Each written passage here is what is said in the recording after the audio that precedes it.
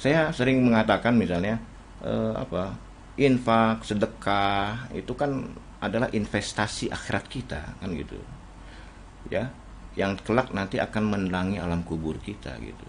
Bayangkan ketika kita sedang sendirian dalam kubur, tiba-tiba saya sering mengatakan cengkring cengkring gitu ya, kayak kita dapat tabungan gitu ya. Apa ini ya Allah gitu kan?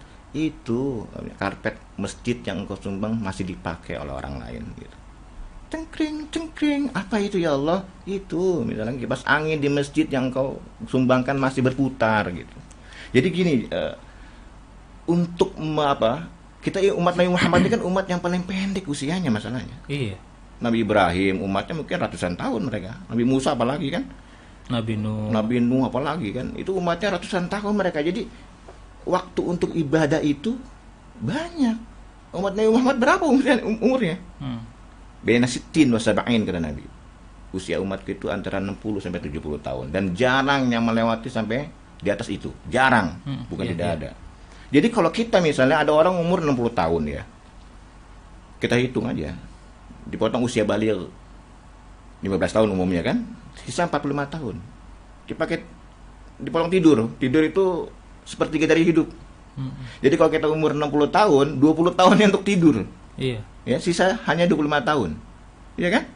Dipakai kerja sama dengan tidur. 20 tahun, sisa 5 tahun. Yang produktif untuk ibadah ini, ya kan? 5 tahun itu untuk jalan-jalan, nonton, ke pasar, macam-macam ya kan. Sholat 5 waktu kalau kita berusia 60 tahun itu tidak lebih dari 5 bulan. Bayangin, sholat 5 waktu kalau ada orang berusia 60 tahun itu dia tidak sampai lebih dari 5 bulan sholatnya. Nah sekarang sholat kita itu belum yang belentong-belentong, belum yang kesiangan itu kan. Jadi umat Nabi Muhammad itu efektif untuk beribadah itu tidak lebih dari 1 tahun. Lalu Tidak lebih dari 1 tahun. Lalu kita mengharap surganya. pantas nggak? Makanya saya mau bertanya, kita ibadah kurang dari 1 tahun, itu pun bentang-bentong ya kan. Iya. Terus kita Tidak mengharap sempurna surganya, iya. Kita mengharap surganya yang luasnya seluas langit dan bumi tadi, ya kan? Nggak pantas. Ya. Maka gimana caranya? Ya carilah amal-amal perbuatan yang bernilai investasi akhirat. Amal soleh. Amal soleh itu. Nabi misalnya menjelaskan izama tabnu Adam ya dalam hadis yang sudah kita kenal. Setidaknya ada 3. Salah satunya dari anak yang soleh. Kemudian yang paling penting adalah sedekah jariyah. Sedekah jariyah itu adalah investasi akhirat kita dalam bentuk harta. Gitu. Yang kelak nanti akan terus mengalir. Saya punya seorang teman ya. Saya kalau sama dia kalau ingin pergi kemana gitu keluar kota, dia selalu bawa 2 atau 3 buah jam dinding.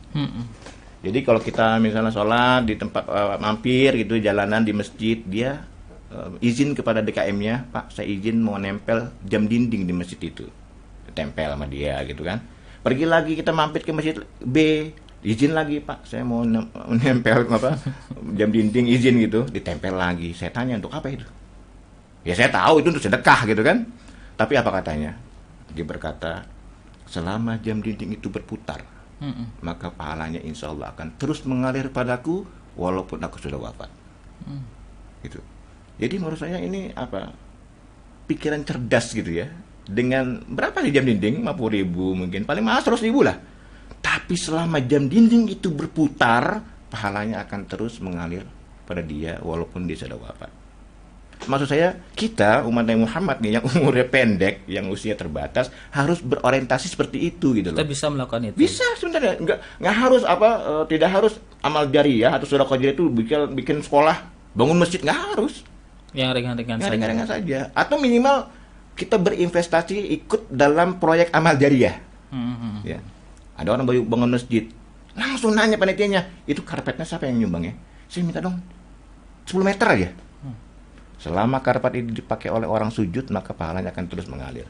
Saya nyumbang AC dong, saya nyumbang kipas angin dong, saya nyumbang mic dong, gitu loh. Jadi kita ini harus pintar-pintar mencari ladang amal jariyah yang investasinya itu nanti kelak sampai akhirat, sampai kita wafat gitu. Kan enak kita lagi wafat, cengkring, cengkring. Kenapa itu mic yang dipakai di masjid masih dipakai gitu kan? Itu jam dindingnya masih berputar gitu maksudnya ya. Jadi Memang ya kita tidak mungkin hanya berharap mengandalkan ibadah kita untuk memasuki surganya, maka pintar-pintarlah selama hidup di dunia mencari amalan-amalan yang investasinya kelak sampai kita sudah wafat. Seperti itu ya. Ya misalnya membelikan sendal jepit buat di musola atau itu masjid betul. ya. Selama itu masjid itu dipakai untuk berwudu gitu kan. Pahalanya gitu. terus mengalir. Terus. Baik, analogi yang cukup menarik Ustaz.